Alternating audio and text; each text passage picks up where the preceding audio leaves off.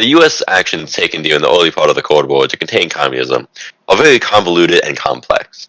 And a lot of those strategies can be taken in many different ways and can be taken up to interpretation. Here are our interpretations of that, of their actions. So essentially what this is this kind of alignment chart, essentially, but just expanded into, instead of there's 6 different scales, or I mean, instead of 2 different scales, chaos, order, evil, good, that something could be on, there are 6. And obviously there's still evil, good, and chaos and order, but there's also economic impact, which is a 3rd dimension, and then we have some stuff that's a little bit less important, which is the angle these different objects are at. So each object represents a concept, and each concept is at a certain position within this little box that is our kind of coordinate plane here. And then a few other kind of random stuff. This is just we're converting our kind of scoring for our angles into from percents into angles varying between -45 and 45 depending on the scale. So that's kind of how that works. So we'll go and we'll start with mutually assured destruction, which is this nuclear weapon right here. Okay, so mutually assured destruction is surprisingly good for what it is. It stopped a lot of nuclear wars. Basically, you nuke me, I nuke you back twice as hard. Mm-hmm. A little orderly. I would personally put it almost a tiny bit more on the chaotic side, but I like where it is because it's a really good placement. Mm-hmm. Well, it did stop a lot of conflict, did prevent a nuclear coup, I believe. Probably more than that. And economic impact, a little bit big, because you gotta build the nukes, maintain them, to actually have a threat. Yep. And the other axes, it's both sides did it. It's pretty chill, pretty not chill. And it makes a pretty okay movie. Not a good one, but it makes a movie. Yeah, just to reiterate, our angle axes are how America it is, so basically how much did the U.S. do it, kind of compared to how much did the Soviet Union do it. How diplomatically okay was the rest of the world with it, and how if you were to make a movie out of it, how good would that movie be? And about the American scale, it's more about how can you picture the Americans do it. Yeah, it's kind of not at all important.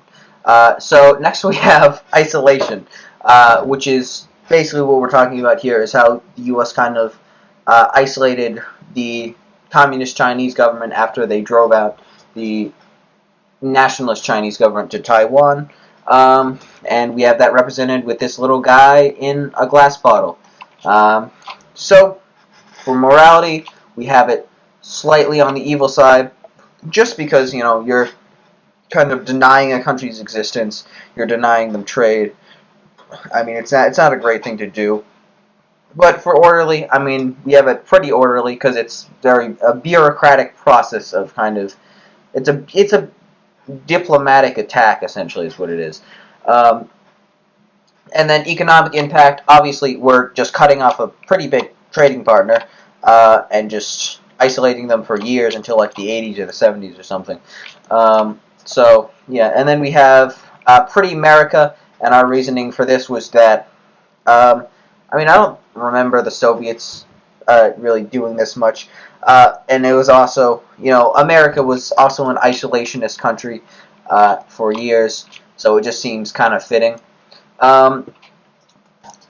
Diplomacy-wise, I mean, it wasn't a great thing to do, but also a lot of other countries followed suit, so, I mean, it kind of worked out diplomatically for us enough.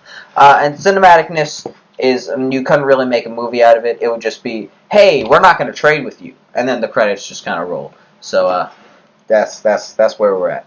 And now brinkmanship, and that's where brinkmanship is represented by a clear chicken, and it is pretty evil, I gotta say. Yes. Basically saying, I'm gonna nuke you, but I might not. But if I do, I will. Very chaotic. It actually should be negative, but that is not a good way to represent it. So it is phasing through the plane at a 2. And economic impact, it's not super huge, but it's also not nothing because you got to build nukes, maintain them to have a threat to actually be able to play the game. And And you got to it's maintain your military as well. But you can picture you can if you were to say someone threatens nuclear war, it's going to be America. you want to go, bro? All right. And then diplomatic, it's pretty not chill. It's it's basically trying to fight someone, Mm-hmm. which you don't want to do, and it's pretty cinematic. I would say it will make a pretty good movie. Um, Um, you can make a movie if it does happen. If it doesn't, pretty good movie. I okay. would say. Now we have foreign aid leverage. Alright, so we have foreign aid leverage, or no, sorry, we have propaganda, my bad. Propaganda is represented by this megaphone, and morality, moral-wise, kind of covered up by NATO there, but it's, we put it kind of on the evil side of things, just because, you're trying to basically influence another country's citizens, and you're trying to effectively do some subtle brainwashing stuff there. Orderly chaos. I mean, again, it's not really. It's not really violent. It's not really, uh, you know, all over the place. It's very controlled. You're just kind of sending radio broadcasts into a place. Oh, it's Uh, not directly violent yeah. too. Economic impact. We spent like what was it, $120 million on It it. was a $95 million increase in the budget. Yeah. So it's definitely some, but it's not huge because $95 million might seem like a lot, but for the United States budget, it's not really much of a drop in the pond there. All right, and then the angles we have uh, kind of 50-50. Like I think the Soviet Union also did this a decent amount.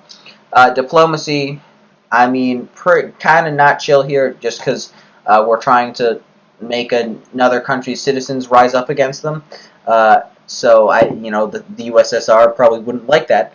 And cinematicness, we gave it a 45. Like it would maybe make something cool about how like the radio stations operating inside the Soviet Union that are broadcasting this stuff or something. But it's not too It great. did also ruin movies for a good while Yeah, too. So, and then foreign aid slash foreign aid leverage. Uh, evil good, pretty evil, but it does get some points for it did help prevent always giving governments from cap. It did prevent countries from toppling, going into an economic crisis, but it also was used for leverage. But very orderly, it did stop countries from plummeting into an economic crisis, which would bring in chaos, maybe a new Hitler, who knows. Uh, economic impact, pretty big economic impact. We are giving money away to defend all to stop something from happening. And I would say it's pretty American, but they both did it. Marshall Plan, Molotov Plan. Diplomatically, pretty not chill, but also pretty chill. It's chill as in the way of stopping governments from falling and giving them money, but it's not chill in the ways of using that money as leverage. Mm-hmm. And diplomacy and cinematicness, it probably can make a movie. Might not be a good one. Mm-hmm. It would make a very good video essay, though. Very good video essay. Now, on the kind of diplomacy front, we also have to remember the Suez Canal crisis, which was certainly a vast diplomatic failure. Uh, uh, so it's pretty not great diplomacy wise. All right, then we have armed force, and here we're specifically talking about early Cold War, so the Korean War and not the Vietnam War. Our scores would change to reflect that if we did include the Vietnam War. But right now, we just have it at a 40 for evil slash good. So it's kind of pretty evil, but it's on the cusp of being okay. And that's just because it is war. It's violent, of course, and I think we burned a lot of crop and farmlands, and Also, a lot of death. a lot of death. But it led to a lot of famine and stuff. But we're also trying to defend Korea from invasion, and we have kind of had some kind of defense pact with them. So it's justifiable. For orderliness, it's war. It's not very orderly. I mean, of course, you have military structure, but at the end of the day, it's all going to be kind of a mad dash, you know. Economic impact, very large here. We have it basically at the edge, actually at the edge completely. It's just 100, it's a war. You're going to spend a lot of money. Angles, very America. I mean, like, come on. Diplomacy, not very diplomatic to go to war, kind of in a proxy war, and just kind of directly fight China, almost. And then cinematicness, I mean, yeah, like Ken Burns could totally do something with this, like, definitely. Um, And covert then covert action. action, morality. It's pretty evil, toppling government, spying, all that fun stuff. Orderly, pretty orderly, but still pretty chaotic. Like, you're toppling governments to put in a dictator that is favorable to the USA, even though they have a slightly left-leaning, fairly elected president or whatever. Mm-hmm. Economic impact pretty big. You got to spend money to get him there, train him, feed him, all that fun stuff. Americanness, it's very American, although very American. If like James Bond was like American, then that would be a easy 100 right there. Mm-hmm. But diplomacy, very not chill. Toppling governments again. That is not a good way to make friends internationally. Cinematicness 100. You got 007, James Bond, GoldenEye, all those fun people. They make great movies. Yep.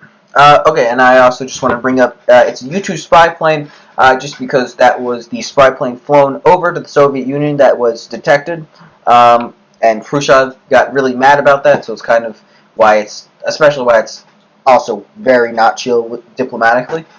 And then finally we have NATO, the North Atlantic Treaty Organization. Um, for good, evil, we have it middle of the pack. I mean, it's like, they're going to do some bad things, but it's also just kind of an alliance. It's kind of whatever, pretty neutral, more morally. For orderly, I mean, it's an alliance. It's a coagulation of a bunch of different governments. It's very bureaucratic, so pretty A lot orderly. of big wigs shaking hands. Yeah, exactly. Economic impact, I mean, it's pretty large, honestly, just because we have we have some people that we can have more trade with.